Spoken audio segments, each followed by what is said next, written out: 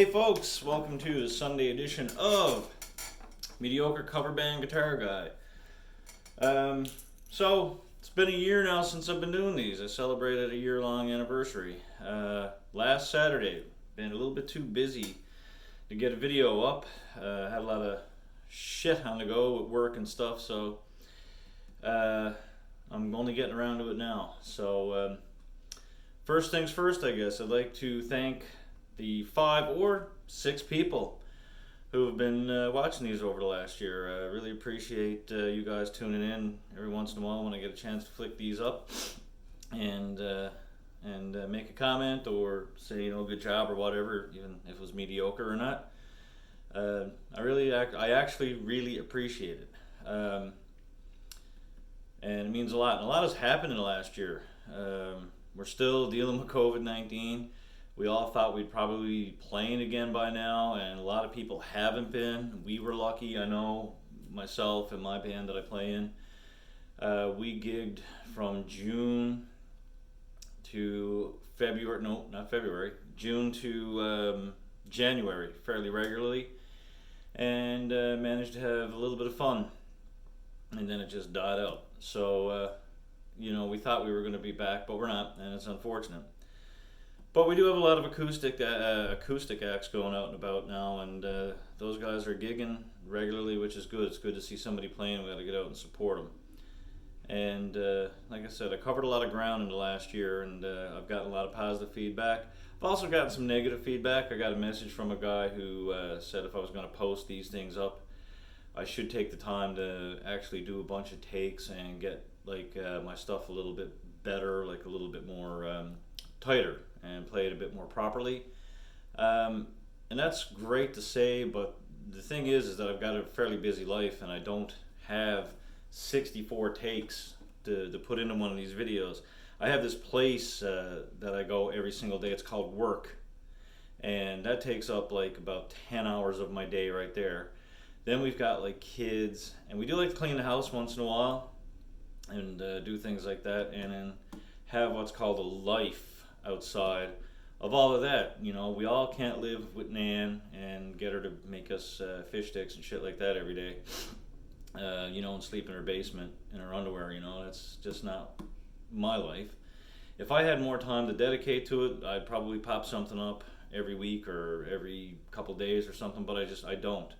And sometimes it boils down to I don't have the friggin' energy to do it.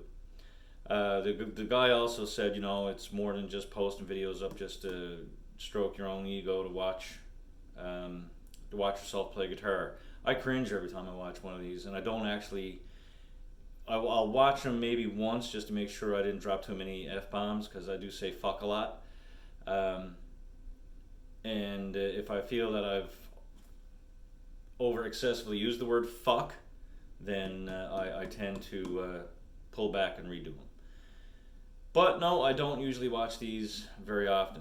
I'm going to tell you why I started these. The first one was a suggestion from Sean Verge, actually. And I used to play in a band with Sean years ago, and I used to do a lot of pick scrapes and squeal harmonics. And people are like, well, what's wrong with those? But I would do them in songs that it wasn't appropriate to do those in. Kind of like when I had the Ibanez Jam and I was doing dive bombs in Carlene Carter songs. Just to get a smile out of people when you're playing the same stuff over and over again, just to make it a little bit fun. And he suggested one day I should do a video, a tutorial on pick scrapes and windmills and pinch harmonics. So after a couple of weeks of debate, I did, and he responded and said, hey, you did one, that's great. Then in a conversation with a friend of mine shortly after that, and they'd mentioned that they had their band ready to go when this whole COVID thing ended, and they had their 30 songs. And I thought, wait, 30 for what? And he figured that was going to be enough for a full night. And we had a conversation about it. And there were a lot of things that he'd never really had a cover band before that he didn't realize. So I decided that maybe I'd go on and give a little bit of advice to some people that were starting these things up. It had nothing to do with ego or whatever. I realized some of the playing on this stuff is cringeworthy, and like I said, I really don't care. I'm not getting anything out of these, just a bit of fun, something to do, a bit of entertainment because we weren't playing, and that's one of the other reasons I started it. Probably to occupy my own mind from my ADHD and draw pictures of stick cats and stuff all day long. So that's where it all came from, and that's where the videos started, giving advice on certain things, loading in, loading out, how to get a gig, how to approach a venue owner about booking your band in there, things you should do and shouldn't do on stage, um, what to expect when you leave your jam space for the first time and go into a venue, the differences. People don't even pick up on that and how that can play with your head. How to handle interruptions when you're playing, people fighting, people passing out, things. These are all things that I didn't know when I played in my first cover bands.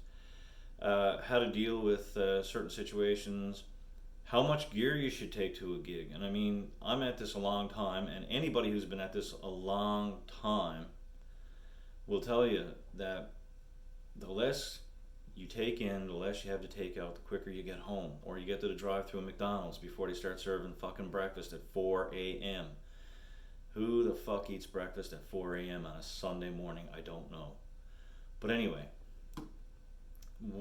that's where it came from. And there was no other reason for me to do these.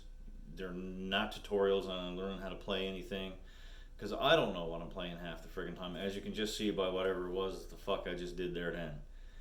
So anyway, I just wanted to say thanks. It's been a lot of fun doing these. I was going to give up doing them, and then I got some messages from people that were watching them regularly, and they were like, man, come on, like, I enjoy the videos. And I had some guys that have been playing around in bands for years that reached out, and they would say, I never thought of that before. So it's just little bits of my experience. If somebody else wants to comment on the videos and add things that they've experienced in any of the topics that I broach here, that's perfect, man. Like, it's all good. So that's where it boiled down for the last year for me. That's what it's all about, and nothing more. Just trying to help out and support live music, because it's really taking a hit. Venues are taking a hit. Bands themselves are taking a hit. If you go on, Glen Party has the Music Umbrella and posts, and God love him, he puts a lot of work into these guys. But if you look at what he's doing and what he's trying to do to support live music, if you got 21 shows, they're all solo shows except for one band that seems to play the same club every night. I'm not going to mention names, but it's all solo stuff. So I'm just trying to help out and try to get some shit across and to support things. And I keep saying, if you see live music, go out and support it. If you see a live stream, go out and support it, or stay home and support it, I suppose. Just be smart about it when you do go out and follow all of the COVID-19 regulations. I don't care if you're a right wing nut job or whatever, and you don't want to wear a mask because it's the equivalent of being put in a concentration camp in your mind, then stay home and don't bother with it, but that's fine. But if you want to get this over with as quick as possible, just do what they're asking, and it might go away eventually if we just do our part. But if you go out, be responsible, but do go out and sit down. I went out last night and saw Don Brenton play. We were there for 4 hours. Holy shit. Don played for 4 hours last night, folks, to not a packed room. The venue was probably had close to its capacity. It was a smaller room. It was a very intimate acoustic show, but like the amount of material he played was unfriggin' real. 4 hours without a break. I don't know if the man can like talk this morning, but it's crazy. And I said this in my video about going and checking out acoustic guys like him and Jason March, Damien Follett, even Dave White. These are guys that do this on their own a lot, and Jason plays with everybody because, like I said, once again, multi-instrumental, multi-talented like person. That's how you do it, and you want to pick up some pointers. Go check those guys out. So Don's got his Saturday Night Cure on Sunday night. You might want to check into that one tonight. There's going to be some surprises on that one for people. I won't let the cat out of the bag, but anyway, check it out. When Tony Thompson does his whole thing with Club Teabag, check it out. People post videos, check it out. Damien Follett does live stuff, check it out. I watched Larry Foley's the other night, check it out. And I'm going to broach, here's a subject, tip jars. Virtual or real?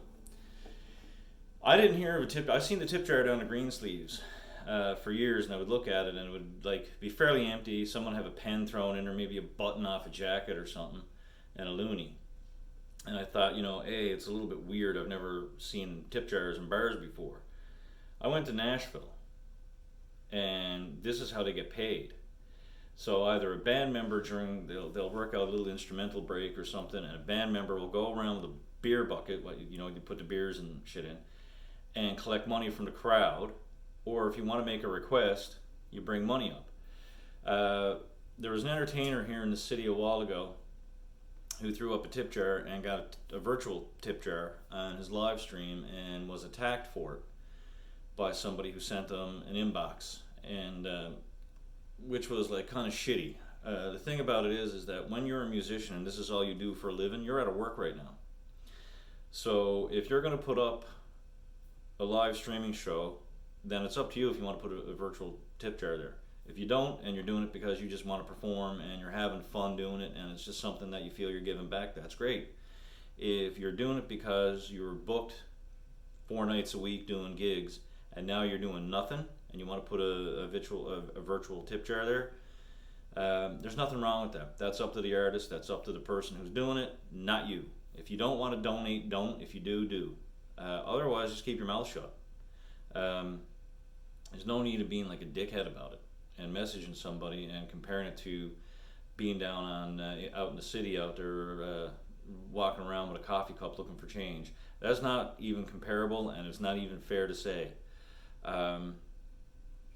If that's the case, then we're all begging for money when we play gigs. But this is a person's livelihood, and if you want to hear a song from somebody who's doing this virtually, it's no different than wanting to hear a song if they're on a stage somewhere. You want to hear a song, throw them a couple bucks. No one said you got to give them your paycheck. Everything's appreciated, I'm sure. So that was just something I was thinking about the other day, actually, and for some reason struck the top of my head, like the other a million things that are spinning around in here right now. So support is important on every level for musicians right now, whether you're going to go see them live or support them with their live streams. Some guys go all out and put off like full shows here, and they're trying to do this, keep themselves out of practice, or keep themselves in practice, out of trouble, and just on top of the game, probably earn a few extra dollars here and there, and that's it. So that's it. Once again, guys, have a great Sunday. Watch Don Brenton's Saturday Night Cure on Sunday night. I'm sure it'll be fun.